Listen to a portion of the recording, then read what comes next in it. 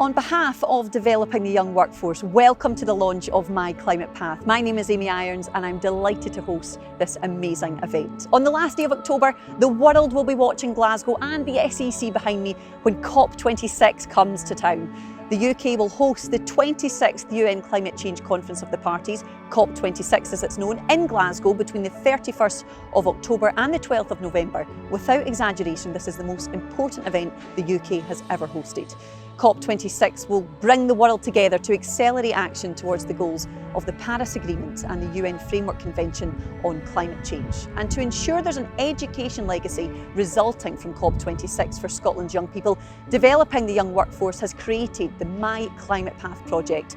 Funded by the Scottish Government, My Climate Path is led by DYW Glasgow and proudly supported by Glasgow Chamber of Commerce. It aligns with the Scottish Government's Young Persons Guarantee, which is a commitment to every 16 to 24-year-old in Scotland to provide opportunities that will positively impact their future. My Climate Path will provide a range of opportunities for employers to share knowledge and experiences with young people to demonstrate the legacy that COP26 will bring them and their future careers in green and sustainable roles across all industries. Working with businesses, education and local communities, the DYW teams across the Glasgow City region will be working throughout 2021 and 2022 to inspire young people on the roles and skills required for the jobs of the future that will drive sustainable growth in a green economy. Through a range of initiatives including design, engineering, construction, sustainable fashion, circular economy, biodiversity and finance, My Climate Path will bring to life the career pathways that our young people need and want and the planet needs. Let's now have a look at My Climate Path and its legacy for young people in the west of Scotland. The Scottish Government Minister for Environment and Land Reform, Mairi McAllan MSP, is at the forefront of Scotland's climate campaign, and she's been talking to some of Glasgow's young people from Shawlands Academy and Bellahouston Academy. Let's have a look at what some of Glasgow's school pupils have to say about COP26 and what they think the legacy should be for them and Scotland.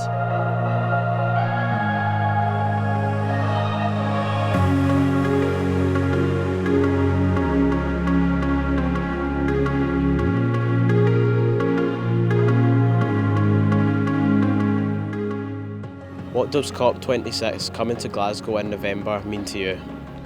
The climate and ecological emergency is, without exaggeration, the biggest long-term threat that we face. It really is dependent on all of us to act to save the future of our planet and everything living on it. I really think that the world is waking up to that, and I think we're at a really critical point in the world's journey. So we are so proud to welcome the world to Glasgow this year.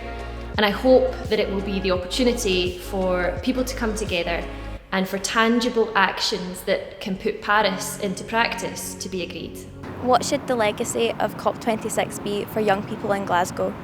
Young people have been so instrumental in bringing the climate and ecological emergency right to the fore of public consciousness. But not only that, they have the most to lose from any inaction now. So we owe it to them to listen to them, to hear their concerns and to put them into practice in an agreement at COP26.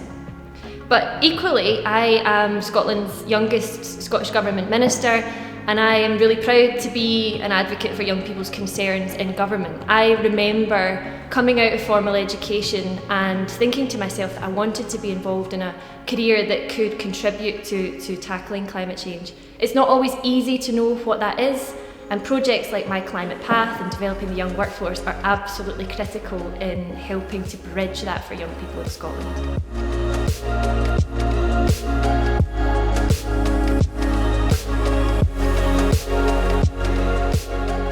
What more could we do to stop the climate emergency? The scale of the crisis that we're facing and the imperative for action means that this is actually the most important question. No matter how much progress we make, we can't be complacent. We must always stop and ask ourselves, what next? What more can we do?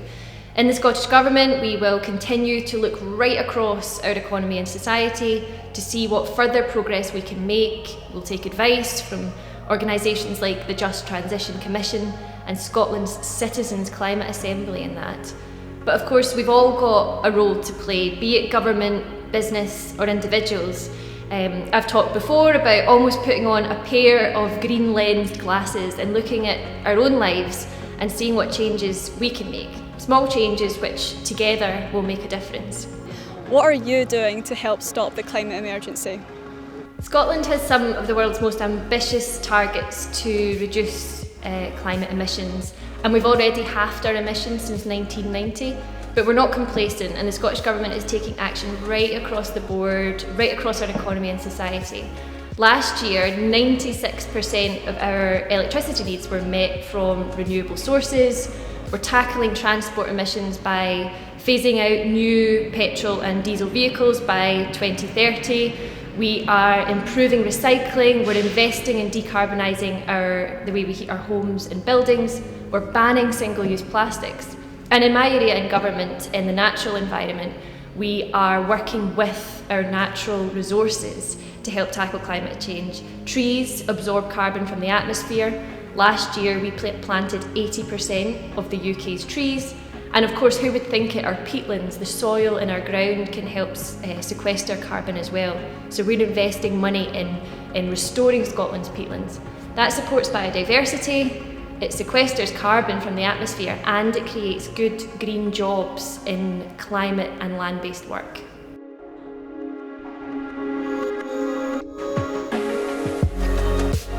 What would be a good outcome for Glasgow and Scotland from COP26? A good outcome for Glasgow and Scotland would be to display its ways of stopping climate change, like the floating wind farms, and to also learn from other countries of what they're doing so that we can kind of mutually benefit each other. I think we need to work together, and I think COP26 being Glasgow and Scotland, we need to kind of reap the benefits and do what we can. What are you doing to help stop the climate emergency?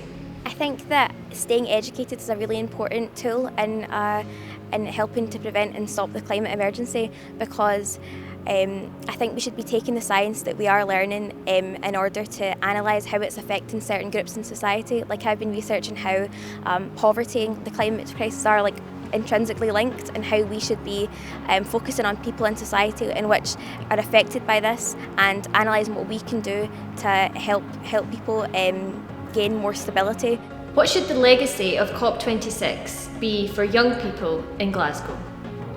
The legacy for COP26 for young people in Glasgow should be getting more jobs in the green economy and just helping to do whatever you can to stop climate change. And we can do this in many ways: just recycle more, reuse more, limit public transport, save energy, just anything.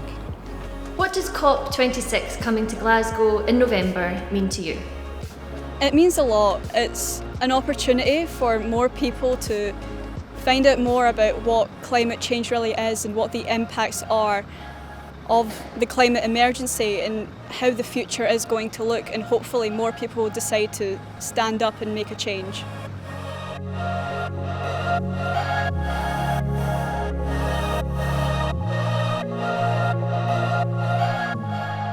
Thank you to all the pupils involved who had a fantastic demonstration of how informed and passionate young people are about climate action. And thank you also to Scotland's youngest government minister and all-round climate champion, Mairi McAllan MSP. One of the signature initiatives under My Climate Path is Climate Heroes. Climate Heroes are green industry partners who will be matched with schools in the Glasgow city region to directly support our young people to access the green and circular jobs of the future. Climate Heroes are from a broad range of backgrounds who will help demonstrate to young people that all sectors of the economy are needed to come together to support Scotland's ambitious climate goals. It's such a crucial time for young people looking to get into employment after the detrimental impact that the COVID-19 pandemic has had on their future job prospects. Last month, the leader of Glasgow City Council, Susan Aitken, and the Chief Executive of Glasgow Chamber of Commerce, Stuart Patrick, met one of the Climate Heroes.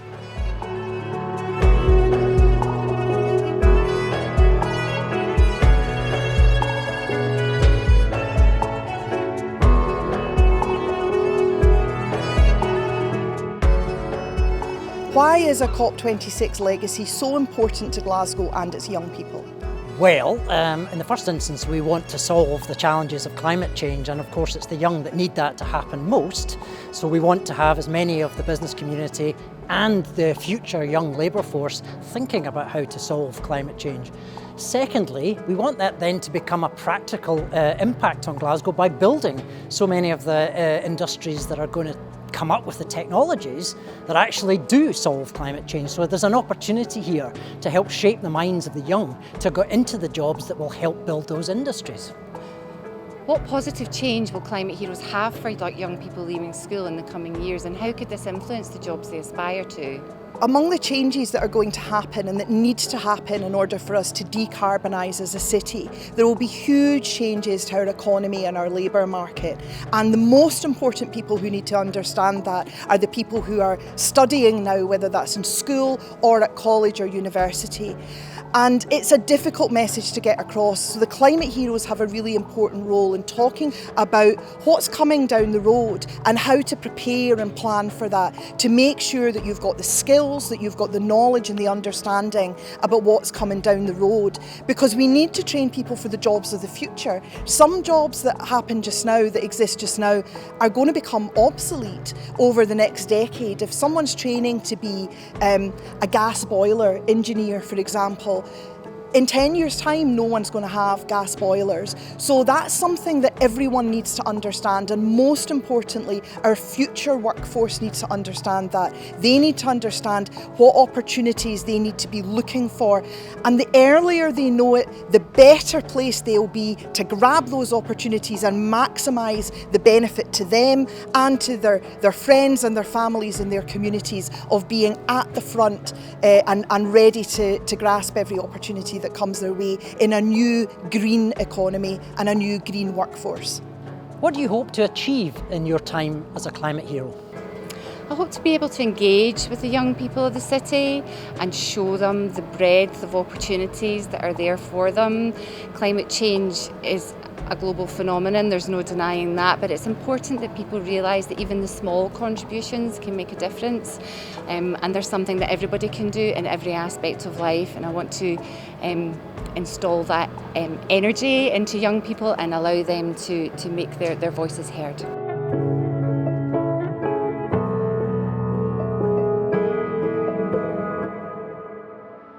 What an amazing initiative. I love the idea of Climate Heroes swooping into schools and making a real difference by helping young people learn about and develop the skills required for the future world of work.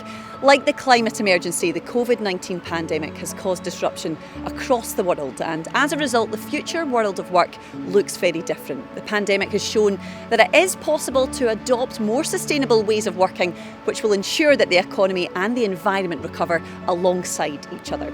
This brings new and exciting opportunities to create new skill sets and sustainable jobs of the future to address the climate emergency. To do so, we need to stop wasting our resources and switch to a more green and circular economy, keeping our products and services in use for as long as possible and minimising waste. Around 4/5 of Scotland's carbon footprint results from how we make, use and waste our goods, services and materials. The jobs of the future will be green and linked to a more circular economy.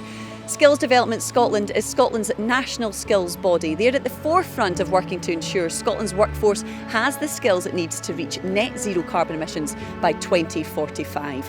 Working with Skills Development Scotland, My Climate Path will help us all take a greener approach to our careers, from accessing training and learning new skills to finding a new green job. Have a look at the information available on the types of jobs emerging in sectors crucial to Scotland's transition to a net zero economy, such as renewable energy, construction and transport.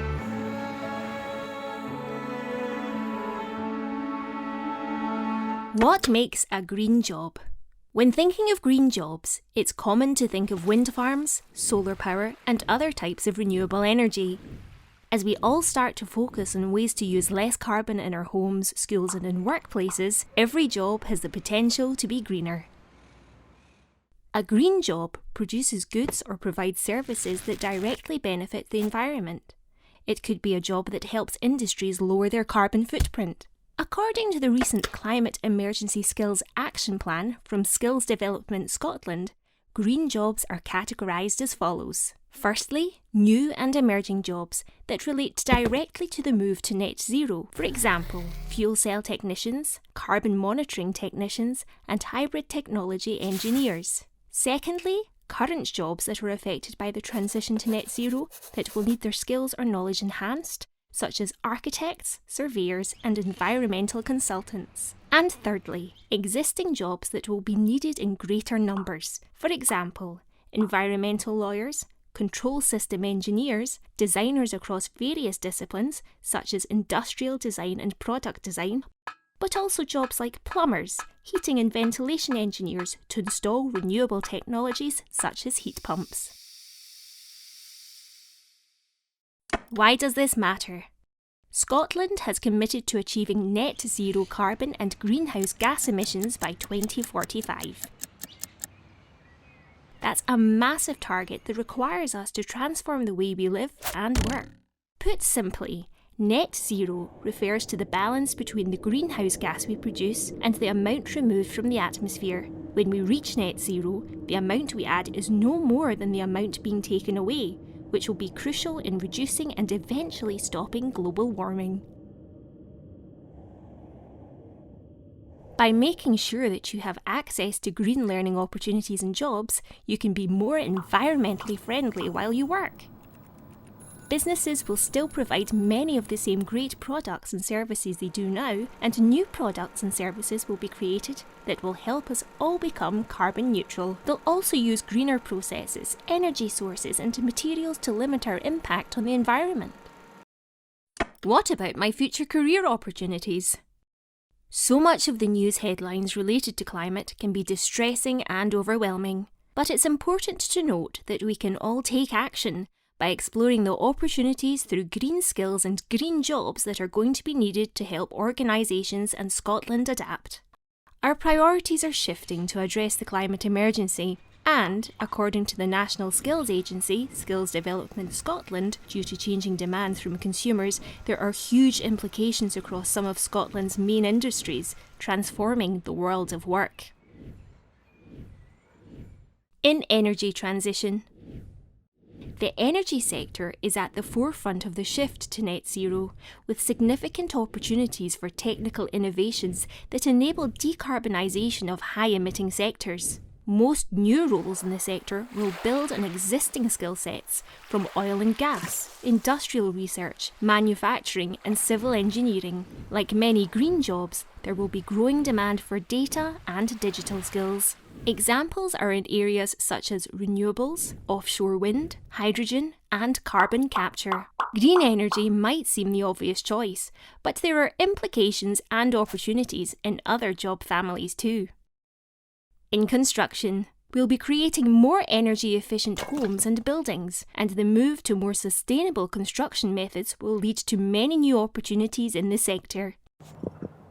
In manufacturing and engineering, more demand for low-carbon products that minimise negative impacts on the environment will drive increased job openings, particularly in engineering.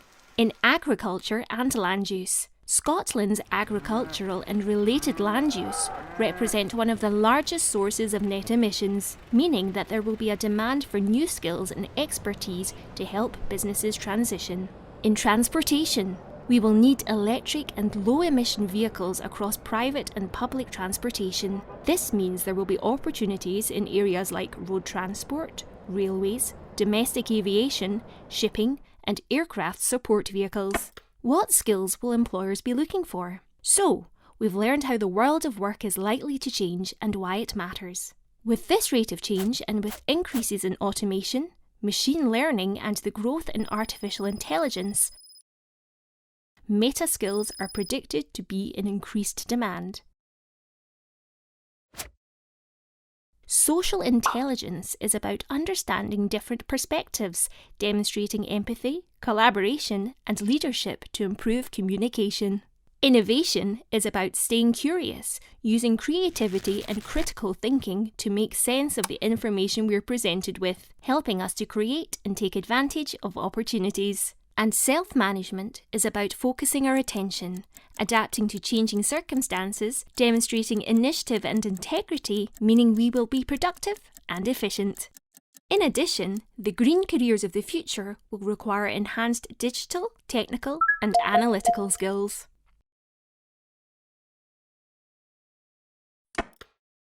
Feeling inspired but would like to know more? There's more than one way to reach the right job. Now it's about being flexible and adapting to fit this new environment. As young people, it's important to be aware of all the options and to explore what's out there. Whether that's an apprenticeship, college, university, or launching straight into the world of work, help is out there from Skills Development Scotland Careers Advisors and online at My World of Work. To parents and carers, support is available for the important conversations with your child about their future career. Visit greenjobs.scot to discover how people can take a greener approach to their careers, or go to mykidscareer.com to explore where current and future opportunities for your child might be.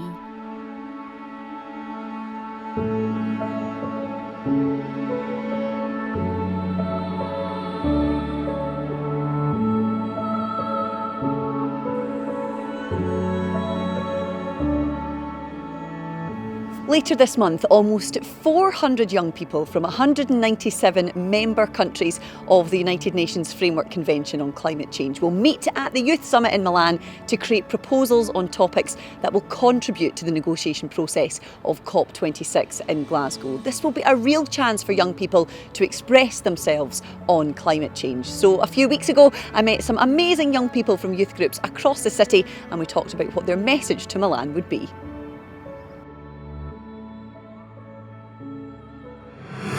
Hiya, you alright?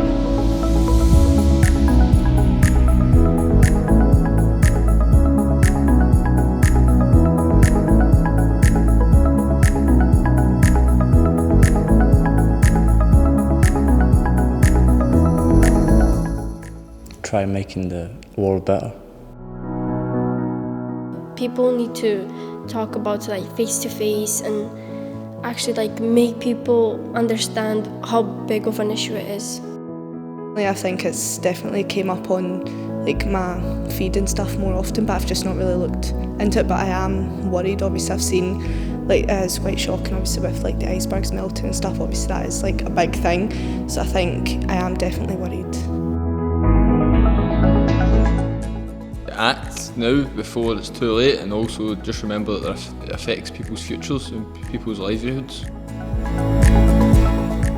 We need to do something now for the sake of our futures. Clean up the mess before we do, and do something about the climate change situation. The way I live right now, it's going to be completely different from the way I live when I'm older. And when it gets further and further, I don't think people will be able to cope with it, and it'll be really difficult, so we'll need to really try and turn it around. We need to challenge climate change, and it needs to happen now for our generation and generations to come. The poorer countries can't really do nothing because they don't have the money for it yet, and the bigger countries could help the poorer countries advance faster. The decisions you make will have a big impact on the next generation.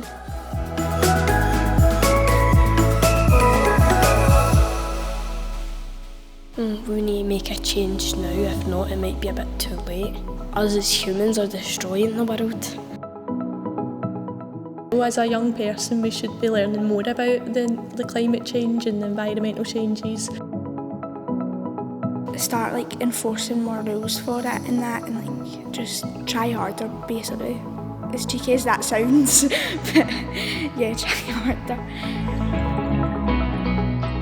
Get information out, because the kids nowadays have no clue what is going on, and I feel if they did know, then change would start. Think of the future and think of your children, and give them a good start in life, and obviously produce more jobs for young people. Tell people that it's actually them that can make a difference, it's everybody. Even small changes can potentially change so much, and it can make everything so much better. we need to remember that there's so much individuals can do. So these leaders really need to make sure that everyone has a larger commitment. It's not about me or you, it's about the companies, it's about the government and the policies that are put in place. I think this is what is most important. As individuals, we can put pressure on those leaders to make the right thing.